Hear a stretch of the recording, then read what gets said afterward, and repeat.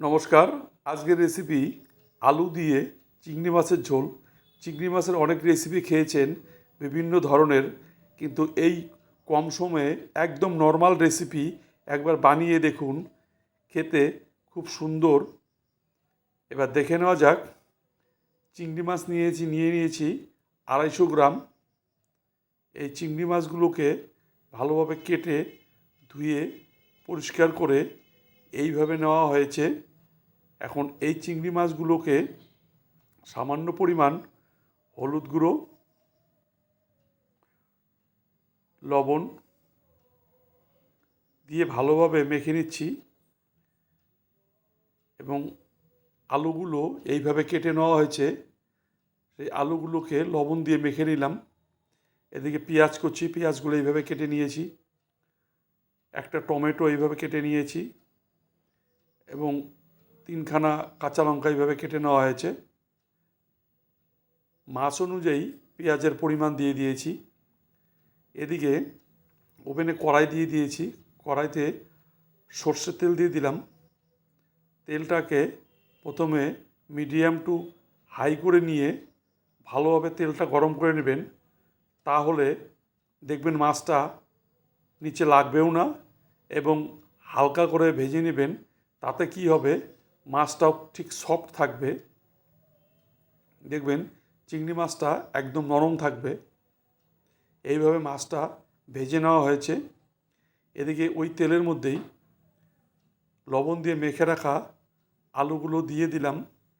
আলুগুলোকে এইভাবে মিনিট 4 ভেজে নেওয়ার পরে নামিয়ে নিচ্ছি। আলুগুলো নামিয়ে নেওয়া হয়েছে।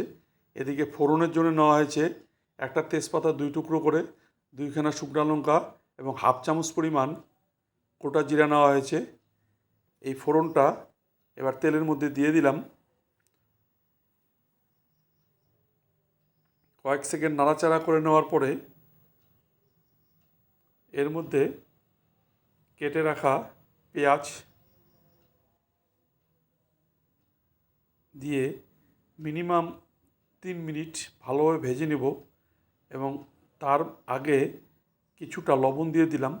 লবণ দিলে পেঁয়াজটা মজতে সময় কম লাগে।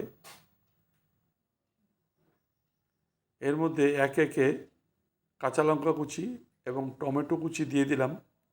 আবার মিনিট 2 ভালোভাবে ভেজে নেব, যাতে টমেটোর কাঁচা গন্ধটা না থাকে। এবার এর মধ্যে জিরা বাটা 1 চামচ, লঙ্কা বাটা 1 চামচ, আদা বাটা হাফ চামচ, হলুদ গুঁড়ো পরিমাণ মতো এবং লবণটা আগেই দেওয়া হয়েছিল এবং মশলাটা যাতে পুড়ে না যায় তার জন্য সামান্য পরিমাণ জল দিয়ে দিলাম এবং কালার আসার জন্য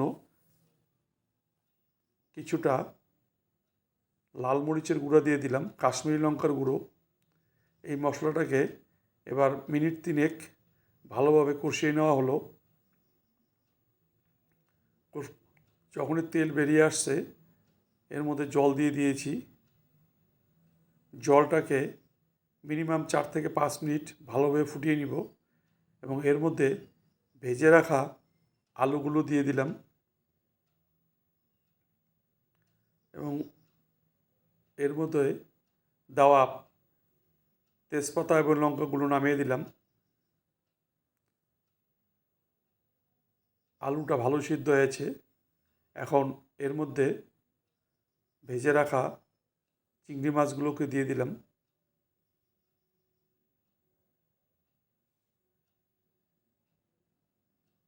আবার মিনিট 2 ভালোভাবে বয়েল করে নেব। সুন্দর এই রেসিপি কম সময়ের মধ্যে বানিয়ে নিন। যদি ভালো লাগে অবশ্যই চ্যানেলটিকে সাবস্ক্রাইব, লাইক এবং শেয়ার করবেন। সুন্দর এই রেসিপি কম সময়ের মধ্যে। ওভেনটা বন্ধ করে এবার নামিয়ে নিব। এবার নামিয়ে নেওয়া হচ্ছে আলু দিয়ে চিংড়ির ঝোল।